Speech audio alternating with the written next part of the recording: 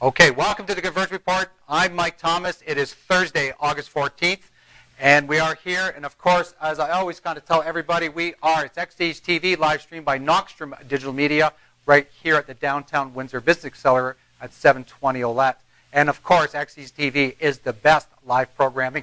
I'll talk to Veronique in a minute, but not taking anything away from the Media Convergence Report program, but we are the best live internet TV in Windsor, Essex. Yes, we are. We do appreciate everybody being here live, but we do also remind everybody you can watch the show again and watch and repeat, pick your best spots of any show that we have done over the last couple of years. And you can see us on YouTube. And of course, we want you to subscribe to us on YouTube. We are very proud that we are up to approximately about 30,000 views on YouTube, which is very impressive. We think that that's a really good thing for all our programs. Mm-hmm. The Convergence Report with Mike Thomas, myself, Betty on the Go with Betty Gudel. We also have Jock Talk with Brett Hedges. And of course, we have the Beyond Incredible with Shay Rochelle and Ashley Nicole. And those are done kind of on a different night, usually on Friday, sometimes Saturday. And again, this is more of you want to talk about true convergence. This is a true convergence report as myself and Betty on the Go with Betty Gudel. We've merged for the evening to interview our guests from the St. Clair College Journalism program, the Media Convergence program. I have Veronique Mandal, professor and program coordinator for the journalism program, and also I have Sarah Ryrie. And I'm just going to try to get your titles down right. You are the student representative on the Student Representative Council, president of that, okay, and also on, let me do a quick thing here, the College Student Alliance Council, and that's more for Ontario. Correct. Okay, very good. And these are our guests, and we're going to talk about the program, and we're going to talk about all the things, all the grand things about the program, and still that there's opportunity to sign up and get into program, whether or not it's the Convergence Journalism, the total program. And I want to talk about some of the changes. I'll ask Veronique right off the bat. Before, when I graduated from the program, it was a 2-year program. Now, what has changed thus far? Right now, the students who are in second year and the students who are coming in to first year next month, they are going to automatically be guided into the third year Media Convergence program. And ultimately, our program is going to become a 3-year program, and that third year will be the Media Convergence program. It's so critical today that students who are graduating from journalism schools have that multi-platform ability. And the 2-year programs are not sufficient to give them that cutting edge that they need to be better than the competition. Well, there's so much that you have to learn in those 2 years. And then the third year, you can actually, it's almost like branching out and picking your specialty. And you can focus because you have so many great people who are professionals in the industry to teach you. And I think the thing about the Media Convergence here is that you've done the media law and the media ethics and all those classroom experiences that you require, and now you can concentrate on being in a newsroom because it's all newsroom based, and so it's like working every day. And I think that's what sets our students apart now, is that they have that convergence. And I think that's why our students are becoming very marketable, because now they can work across all the platforms, do traditional and digital journalism with the same facility. And really, truly, I kind of look at it, and maybe Sarah could kind of enlighten us a little bit on what she's running into going forward. But exponentially, the industry is changing, like very, very quickly. And I'm going back to when I graduated 2 years ago, and I've seen that papers like the Windsor Star, for example, was just dabbling. They were actually just dabbling in Twitter, dabbling in online, where now it's becoming full force. No? Yes, but one of the things is I feel like sometimes as a student and other people's parents are kind of like, are you sure that's what you want to go into? There's not very many jobs out there. And I don't think that's true at all. I think that there's lots of jobs. The jobs are changing, and we just have to adapt and change with them as well. Just like many other fields, you can't just stay in the same platform. We have to adjust as this industry does. Other thing, too, is we learn in our program is that I'm not just able to write for a paper. If I wanted to write for a magazine, I can take the photo, write the article, and design the layout of the article for the magazine, and that's what they're looking for. They're looking for people who can do it all. They're not just looking for just the photographer or just the journalist. You have to know all of the different areas. And that's what we were talking about before, as far as regards to the transition, because there's still a bit of a transition. Now, that's like I said, the major cuts at CBC, for an example, is there's people retiring, and they're going to let some of the people go, but who are going to replace those journalists, those reporters, are going to be more Convergence. Absolutely. Just today there was a job posted in Alberta at a newspaper, and in bold letters it made it clear that the people applying have to have not just the print skills, but all the multimedia skills, being able to do video and audio, the whole social media. So they're asking for converged journalists, and this is in the newspaper business. So if you only want to work in a newspaper, that's going to be a very hard road from now on, because you have to have those skills that take you to the internet, that take you to the social media, that every newspaper has a website. They want video. They want podcasts. So it's a different world. And Sarah is right. The jobs are changing. Sure, there are lots of traditional jobs that are going away, but you have to remember that there are more and more jobs in the digital area, more and more jobs in the broadcast area, but different jobs.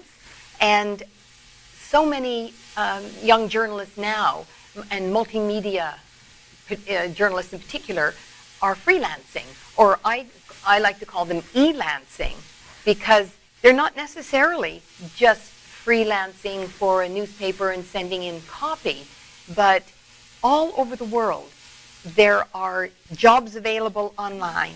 And I have a number of students who are making money while they go to school, writing for online entities all over the world. Yes, and I said that going back to the parental aspect, they're looking for, everybody looks for the magical, mystical, I'm going to get hired and I'm going to go straight into like the $100,000 job.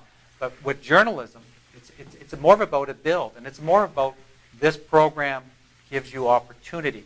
And as being a graduate from 2 years ago, I have opportunities. I see it. I have opportunities that I never would have had if I did not at least try to graduate from the journalism program. There's many, many opportunities. You have to encompass them all to maybe get that big chance. Yes. And I think it's really important for people coming into journalism to realize that you don't have to go out and be a reporter on the street, because the opportunities are immense. You can go into real estate. We have students who leave and go into law. We have corporate commercials. Absolutely. Write for other kind of broadcast programming that doesn't have anything to do with television. There are numerous channels for someone with a journalism education to take. And students who perhaps are science majors, and they're not particularly interested in becoming the next sort of Einstein, but they love to write about science. Taking a journalism program gives them an enormous opportunity to take those skills they have in science and the knowledge they have and come and learn how to write, so that they could start their own science magazine, contribute to the thousands of science magazines that are out there.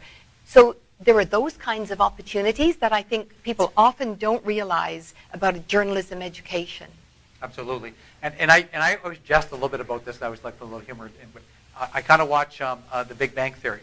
Yes. And it was Sheldon's show, Fun with Flags, okay, that really brought me back to journalism because of what we're taught there, how we're able to polish up. Like, somebody wants to do a little YouTube video, that's one thing. But with the training that we get in this particular program, with all the background there, we actually can polish up that particular type of program and have a little bit of fun with it and make it look a little bit professional, which takes us to this level where we're live today at Knoxstrom Digital Media.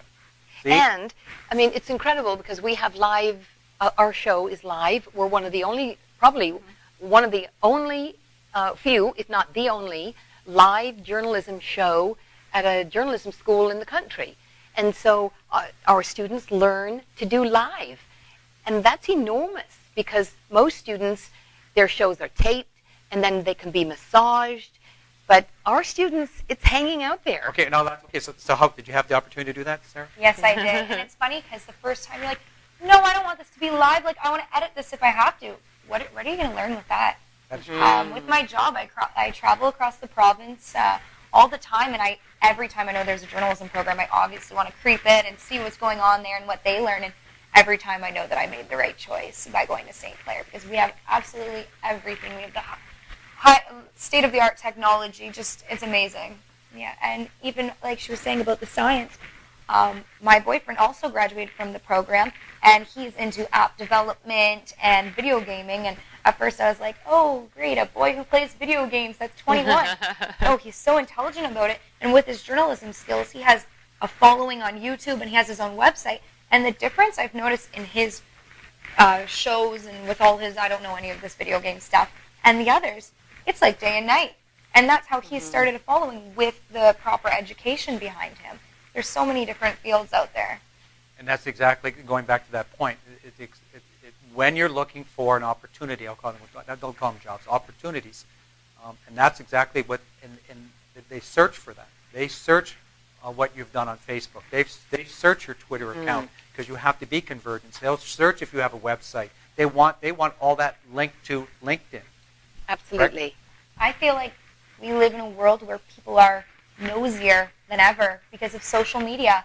And maybe one day there might not be newspapers, but there will always be journalism. There will always be people who I read more now with the internet, unfortunately, than I did with a newspaper. And whether it's BuzzFeed or different, we can broadcast around the world.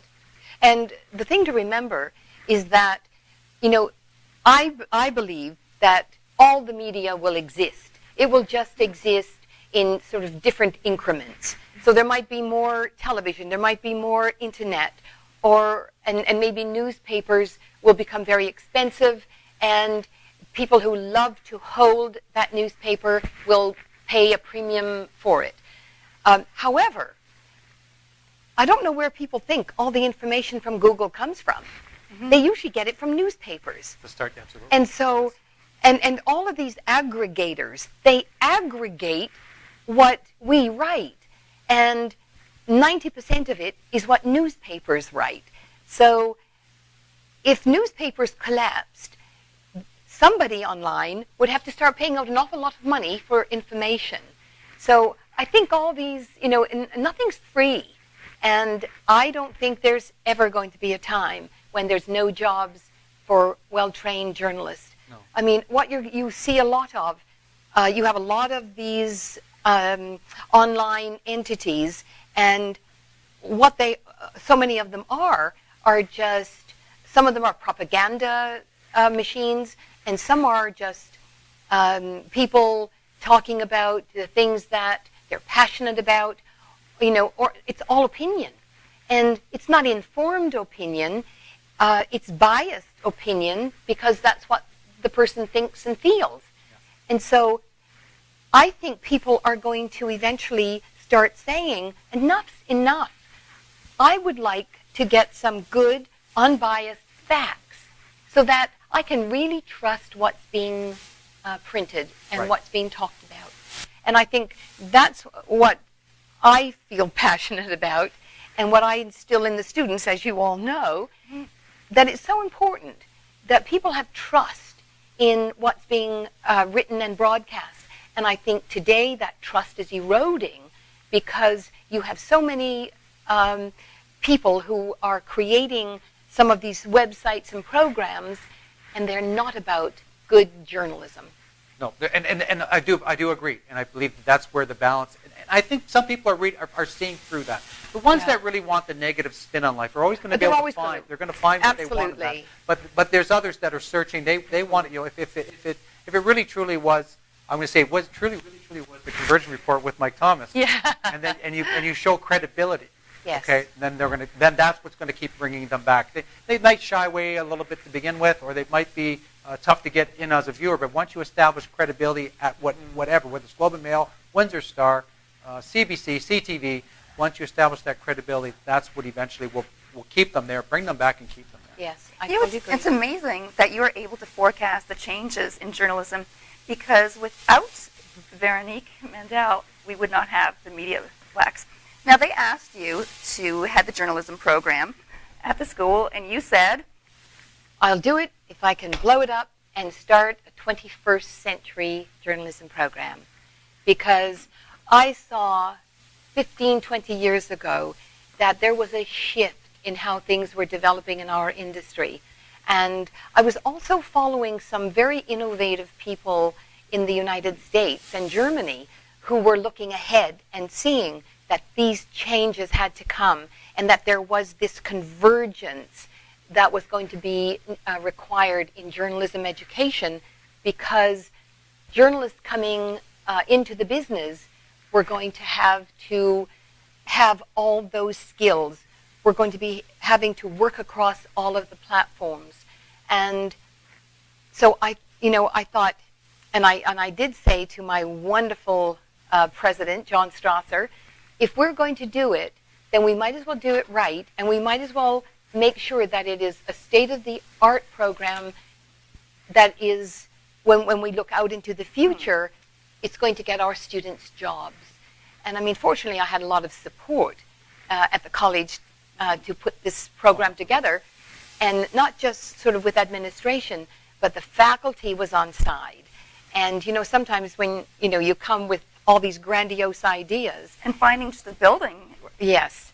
And right from the get-go, the faculty, they also understood that if we were going to create a new program, we had to go 21st century and convergence. And we were, again, fortunate that the federal government gave us more than $5 million in order to develop the Media Plex. Because without the Media Plex, you can't develop or you can't deliver a 21st century program. And so we have a newsroom that is a state-of-the-art 21st century converged newsroom. And it's fantastic. Sorry, I didn't mean to cut you off, but people even came from the States, I remember, when I was there, to shoot commercials. Yes. Yeah. Absolutely. And so I was at a journalism educators conference last week in Montreal, and the people there, and there were like 900 of us, they were absolutely blown away by what we have. And I didn't hear anyone else talk about That's what I was going to ask you. that. So are they beginning now? It's been 3, Very 4 years, slow. 2 years for me, 4 years. Okay, so 5 years. So are they catching up? Are they?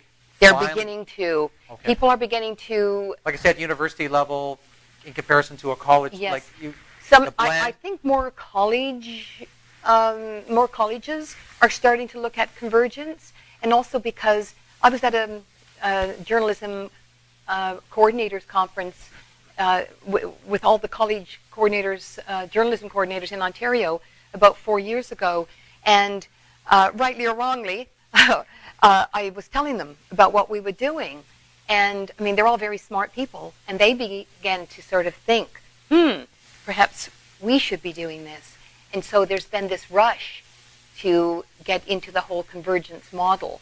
It's more difficult at a university. When making changes at a university, it's like turning the Titanic. And so I think they're having more difficulty because a lot of the professors last week talked about how difficult it was to get a faculty on side. Because as you know, you need to do a lot of team teaching. And so the faculty has to be very willing to make changes. Make those changes. Yes, Yeah. I know what you're saying. Yeah. It's like I'm going to say standard professor with more Yes. team professor. It's not a chalk and talk in the classroom. And sometimes some of the things I do, another professor will do another part of it so that we meet and talk about what we're delivering so that we're not delivering the same thing, because part of it won't apply to my class, but it will apply to someone else's class. And so that's where that whole team teaching thing comes in. And sometimes at universities, it's very difficult to get the faculty to agree to do that.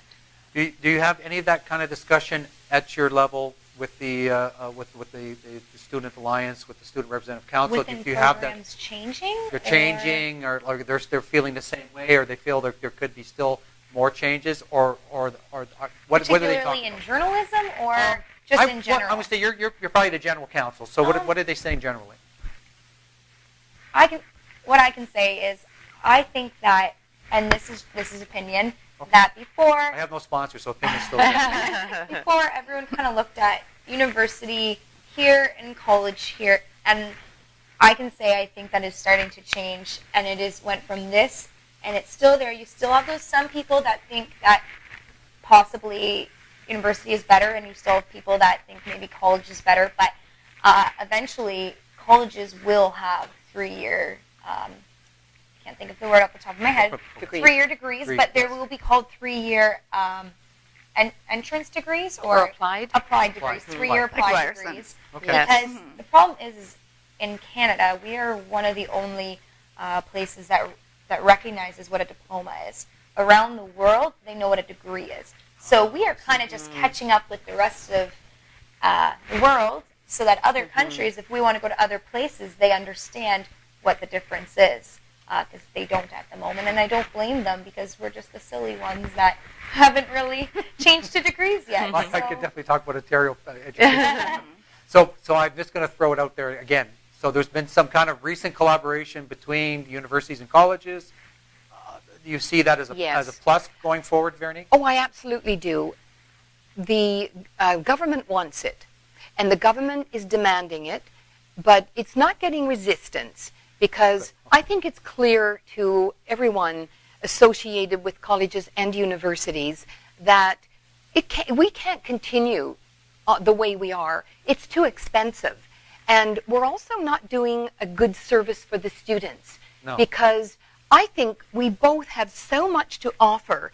And if we work together really well, then a student who graduates from, let's say someone who graduates with a science degree at the university, but would really love to write about science, they could come over to us and do the Media Convergence year. And so that serves both purposes. Or perhaps we have students who graduate from our journalism program and the Media Convergence program, and then they decide they'd like to go and get a degree at the university in whatever. Or they might want to go to law school. And so any of these really good reciprocal agreements, these transfer agreements that we can work out together, is going to be good for the institutions, the government, but most of all, it's going to be good for our students. Yeah, because the one example that I remember, there was a couple students that did this, and one of our guest speakers, and she was successful in getting a public relations job after. But she had started in communications at the University of Windsor, then come to the journalism program, and got this extra that she needed. Yes. And all this extra that wasn't offered in the theory side of the program. Right. But then she had to return to the communications, to complete that. But it was really the journalism program that kept her going. She probably would not have. She just felt. I'm not going to say clueless. She wasn't getting it. Right. Just doing the theory part at university. It really was the Convergence program that got her to where she is today, even though she had to go back and blend it all together as a program. So if it was kind of not a blended program, but it was open. Yes, the transfer agreement. Yes. Right now, especially in Ontario, they're working really hard for more transfer credits, for our credits to transfer over, because sometimes if I knew that 15 of my credits could transfer over there, I would do both. Unfortunately, not everybody's education post-secondary is paid for by their parents. Some of us have to pay for it on our own. If those credits aren't transferable, maybe I might not be able to afford to do both. In the long term, absolutely. And so that's one thing they are, within Ontario, are working on our transfer credits, which is amazing to hear as a student myself. Yeah, and so, as I said, it can only benefit everybody. And we're very excited about it. We're working with a team at in the communications program at the university, wonderful team of people who are as committed as we are to making this work. And it can work faster on our side because the university takes more time. There's more bureaucracy. But it will happen because the team over there is committed, and the government says do it. Okay. So it will happen. And I don't want to lose the moment. So September's coming fast. Yes. There's still lots of time. If somebody was like, after listening to Absolutely. this fabulous conversation and saying, I want to sign up, and they can still do it. There's lots of time.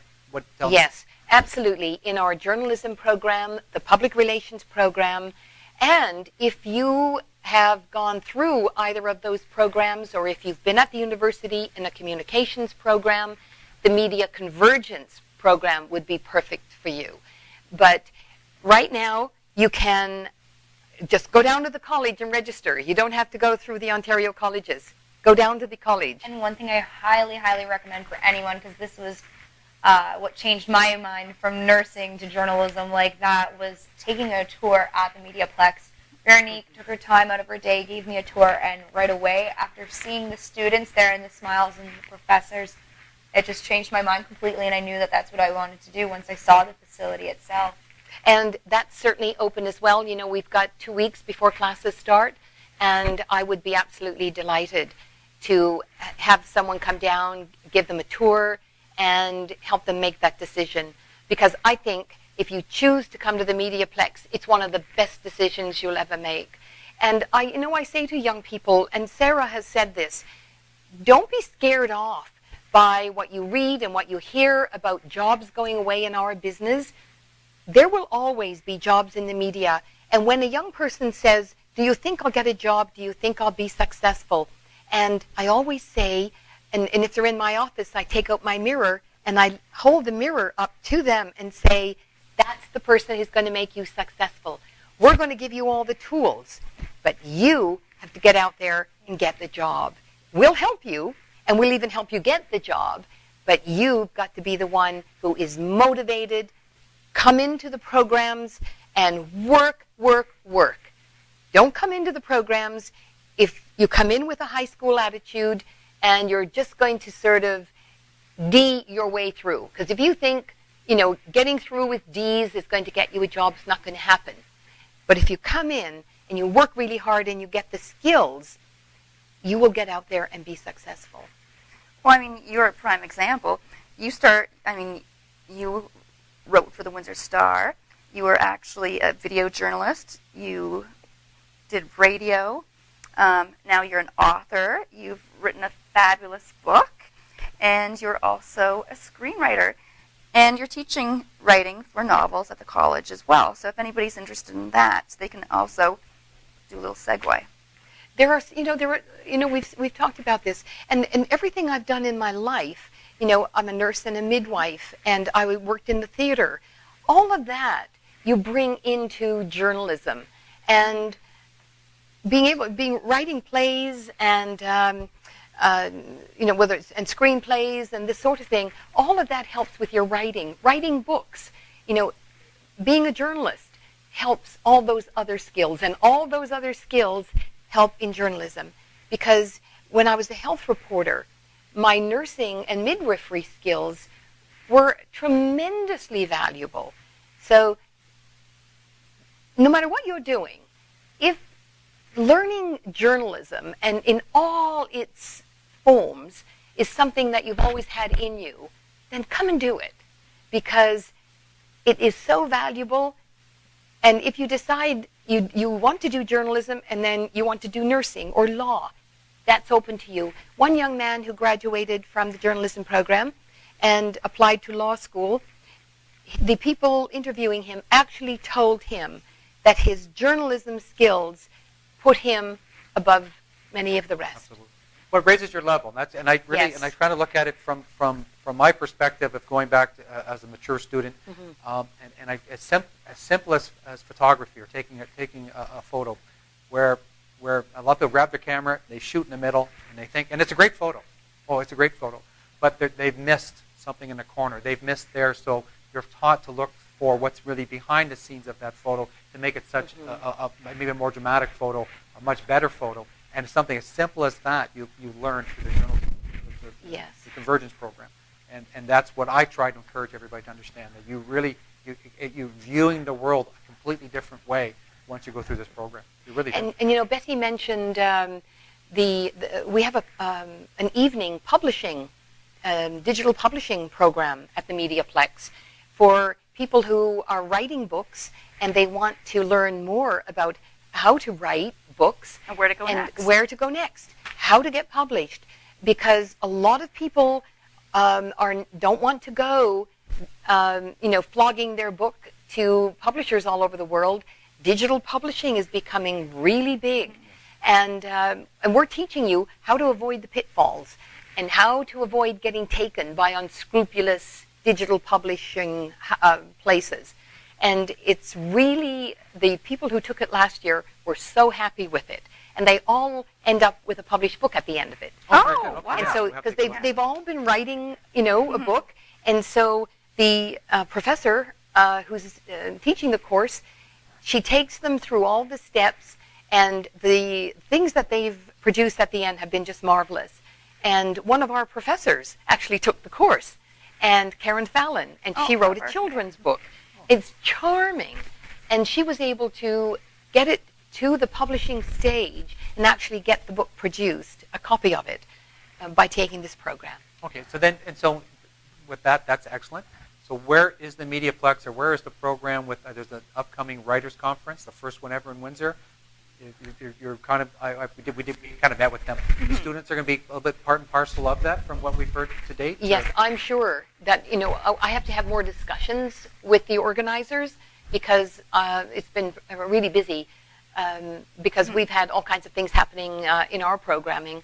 And so I haven't had time to really tie up the loose concentrate on ends, it. but it looks like there was going to be some Yes, support there. absolutely, absolutely. And everything that we think is good for the students, we will partner with those people, because everything, all experiences, I think, are so valuable for them, because you never know where they're going to find opportunities and jobs and interests. So I say to them, don't limit yourselves. Just get out there and be part of everything, because when you get this journalism education under your belt, there's a world of opportunity waiting for you to seize. Even your screenplay that you're writing about Don Tate, you actually came up with the idea for the screenplay because you were a reporter and you were the one who found him because he was a lawyer who was missing. And you went halfway across the world and you were the one who brought him back. It's amazing things that you can do when you're a journalist. And so, when I got to go to interview him several times in South Africa, because the screenplay is going to be based on the book, and hopefully the book will be ready for December. I'm in the final editing stages, and of course, so many people in Windsor know about Don Tate and want to know exactly what happened. But it's also a very amazing story about a man who, because of his addictions, sunk to the lowest of the low and was able to come back. And I think the lesson that's going to be important for people who have addictions, people who love them, people in rehabs, is that there are many books written out there about people who get into these terrible addictions and then they come back and they are multimillionaires and they own Ferraris. Well, that might be 0.05%. The most important thing is to come back and live a good life that makes you happy. And I think that's what Don Tate's story is going to let those people see. Because he's also there's helping hope. people. Yes, he's now one of the counselors at a rehab in South Africa. So he knows exactly where they're coming from. Yes. Yeah. And why he's so successful is because he's telling people in those classes, in those counseling sessions, the truth. I mean, he's been there. He's probably been worse than some of them and did far worse things than many of them. But he's saying, look at me. I am having a good life. I'm having a fulfilled life, but I'm not making $1 million a year anymore. But it doesn't mean that I can't have, and you can't have, a good life. For sure, absolutely. Yes. Now, The Pink Hat, your book, are you going to be making that into a screenplay, and is there going to be a second part? There is going to be a second part. In fact, I'm also going to be re-releasing The Pink Hat with some more content in it. And I have to get the Don Tate book out of the way. And I'm also writing the history of Vince Rosati and his family, the construction folks. Yep. So that's going to be finished for December as well. And so I've been getting many requests about the second part of The Pink Hat. Mm-hmm. So that's a next year project, because I'm also writing a play based on... and documentaries under your belt. How do you do that? Well, that's the thing about being a journalist. Mm-hmm. You know, everything sort of rolls into something else, right? And this play is actually going to be based on a book written by a pair of twins in Essex County. Very clever, talented young women, and you're going to hear more about them in the months to come. Their book is called Entwined, with the TWIN in the middle, of course, and it's quite a startling book that I think is going to be very worthwhile reading. And so I'm going to write the play based on their book. Interesting. And The Pink Hat, people, if they want to pick that up, they can go to Amazon.com, mm-hmm. and they can also go to Indigo in Windsor. And there's another bookstore on, is it Wyandotte? It's Wyandotte in Old Walkerville. Yes. And that is called... Oh, look at me. Oh, my, forgive us. Okay. Yes. Okay, but anyway, we'll put it on another yes, time. Don't you worry we will. about that. Okay. But it's available for sure. Mm-hmm. And that's, again, going back to the program for a minute, just the perfect example that once you take the program, and whether or not you find your niche, or you find a combined niche, to whether or not it's writing, whether or not it's, you're introduced to so many different things. Skills, photography, pardon? Producer, that you yes, get the radio, editor. It just and it gives you so much opportunity, and that's how I kind of look at it. And the opportunity for journalism, it's something that's just not fleeting. It could come out anytime. You could be doing this for 10 years, and then you know what? A book is inside me. Yes. Okay, and you've been given those tools. The tools don't go away. Okay, they'll just assist you in going forward. So that's what I find. Absolutely. And Sarah is coming into Media Convergence in September, so we're delighted that she's adding to her skill level as well. So she graduated from the journalism program, and so we're delighted that Sarah very excited to be back. Amazing very program. good. You know, and you might still see me. I'm checking my schedule. You might see me in the fall for the Publishers Course. I remember I was a little bit late getting in last year, and I just couldn't pull it off. There's something that happened, but I'm still very, very interested in that course. I think it's very helpful. And you know, one of the things that I find really charming and heartwarming is because we operate like a big family, the students never leave us. And if I put out a call for help, and I need crew in the Media Plex, the way we did for face-to-face for hospice on Tuesday, I get a crew. And these are students who have graduated, from Media Convergence, second-year students who haven't even started yet. Students who haven't even started yet. Yes. And that builds excitement. Yes. Like, wow. Yes. Okay. So it's just so heartwarming. I absolutely love it. And that partnership, I don't think we talked about that enough. The face-to-face. Okay, is it going to be a little bit regular? Is it like partnership with Cogeco? I know Cogeco, we work together. Yes. Okay. And so I think the face-to-face for hospice is going to become an annual event at our Media Plex. Okay, it's just the one, so the regular showing is still going to be there. Yes. John is still going to do his show on TV Cogeco. Oh, okay, very good. At TV Cogeco. But, you know, they know that they can come and use our studio anytime. Yeah, again, you can a state-of-art, top-notch studio, so there's no doubt that it's that wonderful. We'll talk about this. We can talk about it. We'll develop a partnership, absolutely. Absolutely.